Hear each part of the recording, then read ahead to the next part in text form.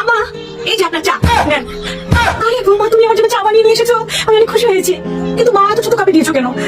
একটু বেশি করে বানাওনি? জি আমা, অনেক করে বানিয়েছি। বেশি করে বানিয়েছো? তাহলে না বৌমা, আমার জন্য একটু বেশি করে নিয়ে আসো।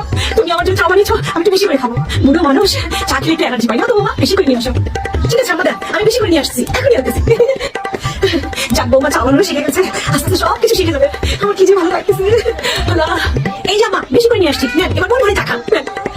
আরে আরে আস্তে বৌমা, আস্তে। ইস, পড়ে যাবে তো। এতগুলো চা এনেছো, এতগুলো চা মানুষ এইভাবে দেয় বৌমা।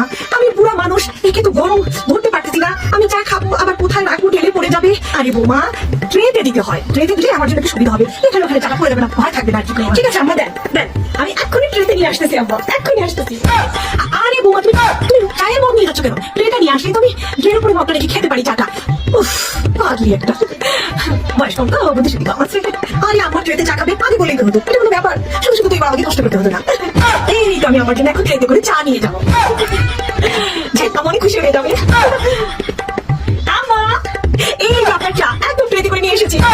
ঢালার সাথে সাথে ঠান্ডা হয়ে গেছে, গরমে খেতে আপনার একটু কষ্ট হবে না। না না, চা খান।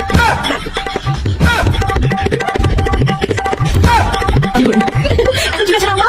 ও আচ্ছা, আপনাকে কি চামচ দেবো নাকি আপনি এভাবে চমচি খাবেন?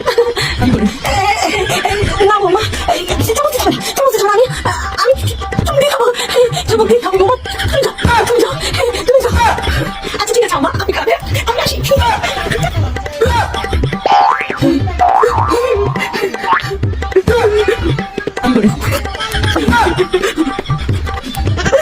ঠান্ডা, কি নোংরা আমার ঘরে বানাই দিয়েছে।